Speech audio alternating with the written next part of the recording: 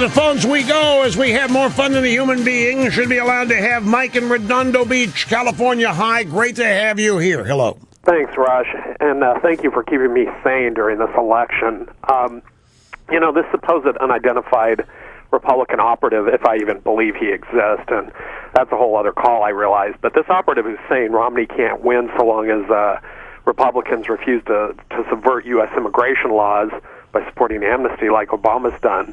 I'd like to ask this guy, how big was John McCain's win in 2008, the GOP's chief advocate for amnesty? I mean, McCain won even less of the Hispanic vote than Bush did. And if amnesty is the path to victory, why isn't Obama running away with this election? Well, excellent points. Excellent points, to which, of course, I have responses. As to McCain, yes, it is obvious. It's very clear McCain was pro-amnesty. He didn't like the word, but McCain was identified with wanting it. He was, as far as the Hispanic community was concerned, McCain was okay. He was all for relaxing immigration law, whether it was amnesty or not. It was McCain. It was all for it. What the establishment guys will tell you is that the conservative wing of the party undermined McCain by making sure that the Republican Party did not succeed in joining the Democrats in that policy. So while the Hispanics, this is what they would tell you, while the Hispanic vote would look at McCain and say, yeah, he's one of us, he's for us, they still couldn't vote for him because the party wasn't. And remember, it was the conservatives who finally got a fire lit under House Republicans in the summer of 2007 to kill it. They were on the road to immigration amnesty. They were on the road, the Democrats and Republicans in Congress. And finally, it was brought to a screeching halt. So the consultants would tell you that McCain could not overcome the fact that his party undermined him. Therefore, it was not worth voting for him. Your point is valid. I'm giving you what they would say as their answer to it. You're exactly right. If amnesty was it, McCain should have won big, and Obama should be running away with this by now. You're exactly right. Thanks, Rush. All right. So, McCain lost the Hispanic vote by 36 points, by the way, in 2008. And would somebody want to try to explain to me, if I say it, there's nothing left to be said. We all know that. That's why sometimes I hold back. Give you people on the phones something to contribute. So let me put it out there. Instead of answering my own question, I'm just going to put it out there.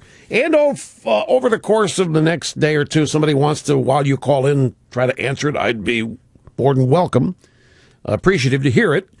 And that is, why is the Republican establishment so invested in amnesty? Why is it, whenever you hear references to Republican establishment types, their gloom, every presidential race, we're going to lose because of our position on immigration, which means we oppose amnesty. Why? Of all the issues out there that the party might unify on, all the issues there are to run a campaign on, why is immigration the number one issue the establishment cares about? Why are they so obsessed with it to the point of wanting Hispanic voters to believe that we will relax immigration law as the Democrats will do? Why?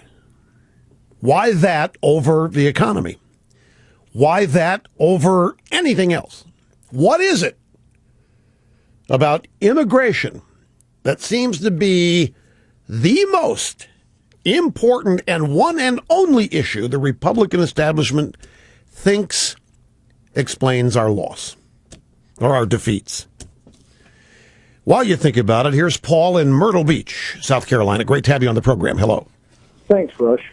I had a question, and it kind of delves into what you were talking there. I wanted to ask you what your opinion was, your professional opinion, of what percentage of the electorate out there is even wavering one way or the other about who they're going to choose.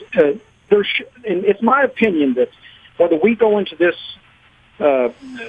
party down there and with a D'Souza tone, or if we go in there with a Charlie Crist tone, as it seems like you're telling us that's what you're going to do. It sounds like it's not going to make one difference or the other. I don't think there's a high percentage of the electorate out there that's wavering one way or the other. They know who they're going to vote for. Well, the conventional wisdom on this is that right now there are between 3 and 5% of the people are going to vote who don't know yet how they're going to vote. In other words, 97 to 96% of voters already know how they're going to vote. So your question is, why all this rigmarole over so few people? Yes, sir. And not only that, I don't believe that we could win that group in the first place, because they'd have to nearly be mentally ill. And what, the 3 to 4% that don't yet know? Yeah, I mean, in today's technology with social media and 24-hour news cycles and all this, if you are that far out of the loop, you're not going to vote for a conservative or a Republican anyway. Why? So why even pander to them? I'm just interested in your thought process. Why would you think that the 3 to 4% would never vote conservative Republican? Because if they are that out of touch with all the available media that's out there, and obviously they have no education, because they wouldn't vote they would vote conservative if they did. Okay. And so it's the morons. Why even pander to them?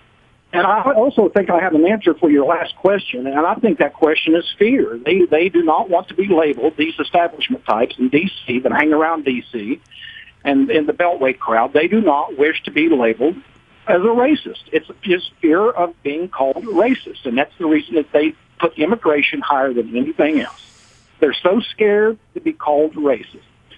That's really the most important thing to them in the entire world.